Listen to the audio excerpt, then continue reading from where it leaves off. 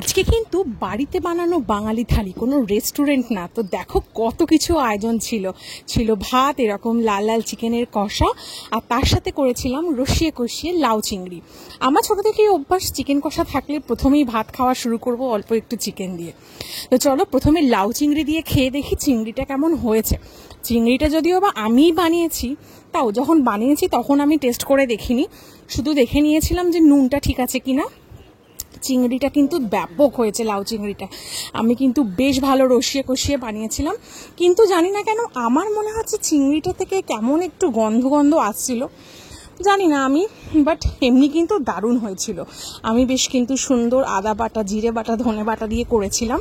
কিন্তু হ্যাঁ, আমি কিন্তু এতে কোনো পেঁয়াজ রসুন দিইনি। লাউ চিংড়িটা কিন্তু দারুণ লাগছিল। আর একটা জিনিস জানো, ছোট থেকেই যখনই লাউ চিংড়ি খাই তখনই কেন জানি না আমার গোপাল ভাঁড়ের কথা মনে পড়ে। কারণ যখন আমি ছোট ছিলাম আমার খুব অভ্যাস ছিল খেতে খেতে গল্প শোনার। তো আমার পিসি যখন আমাকে গল্প বলতো, গোপাল ভাঁড়ের শুধু ওই লাউ চিংড়ির গল্পটা বলতো। তোমাদের কারোর কি জানা আছে? আমার তো খুব ফেভারিট ছিল, তাই জন্য আজকেও খেতে বসে লাউ চিংড়ি খেতে খেতে গোপাল ভাঁড়ের কথা খুব মনে পড়ছিল। যাই হোক, লাউ চিংড়িটা কিন্তু সত্যি খুব সুন্দর হয়েছিল।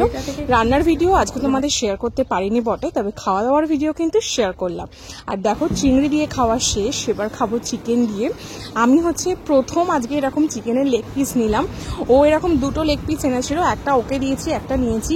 আমি সচরাচর হাড় খেতে একদমই পছন্দ করি না, আমি সলিড খেতে খুবই ভালোবাসি। কিন্তু আজকে মনে হলো একটু লেগ পিসটা খেয়ে দেখি। চিকেনটা কিন্তু ব্যাপক হয়েছিল, অন্যান্য দিনের থেকে একদম আলাদা। কারণ আমি আজকে চিকেনটাকে সুন্দর করে সমস্ত কিছু মশলা দিয়ে, তেল দিয়ে, পেঁয়াজ দিয়ে ম্যারিনেট করে রেখে দিয়েছিলাম 40 মিনিট মতন। তারপরে প্রেশার কুকারে একটা সিটি দিয়ে কিন্তু পুরো চিকেনটা রেডি। তাও কত সুন্দরভাবে সেদ্ধ হয়ে গেছে, মানে একটা সিটিতেই কতটা সেদ্ধ হয়ে গেছে। মানে তাও দেখছিলাম প্রেশার কুকার খুলে কিছু কিছু চিকেন মানে গলে গেছে।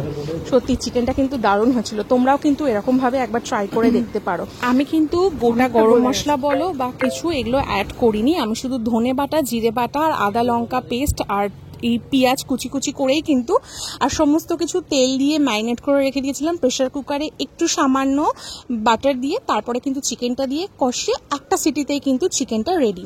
আর প্রেশার কুকারে এমনি চিকেন করলে খুব তাড়াতাড়িও হয় আর খেতেও কিন্তু বেশ সুস্বাদু হয়।